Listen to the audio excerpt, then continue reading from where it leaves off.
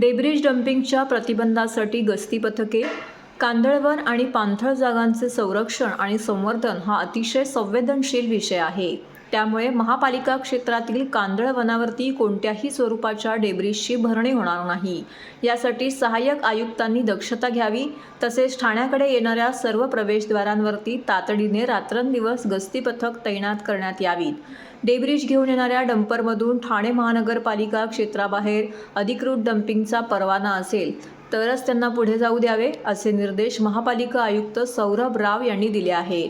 ठाणे महानगरपालिका क्षेत्रातील कांदळवन आणि पाणथळ जागांच्या संरक्षण आणि संवर्धनाचा आढावा घेण्यासाठी महापालिका आयुक्त सौरभ राव यांच्या अध्यक्षतेखाली बैठक झाली.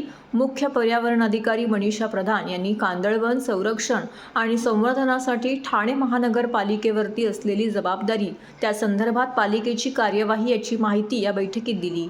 ठाणे महानगरपालिका क्षेत्रातील कांदळवनांच्या क्षेत्रात कोणत्याही स्वरूपाची भरणी होणार नाही याची दक्षता घेण्यासाठी त्यांच्या CRZ हद्दींचे सीमांकनाचे मोजमाप जिल्हाधिकारी कार्यालयाच्या सहकार्याने तात्काळ करण्यात यावे, असे निर्देश राव यांनी महानगरपालिकेच्या पर्यावरण विभागाला दिले आहेत.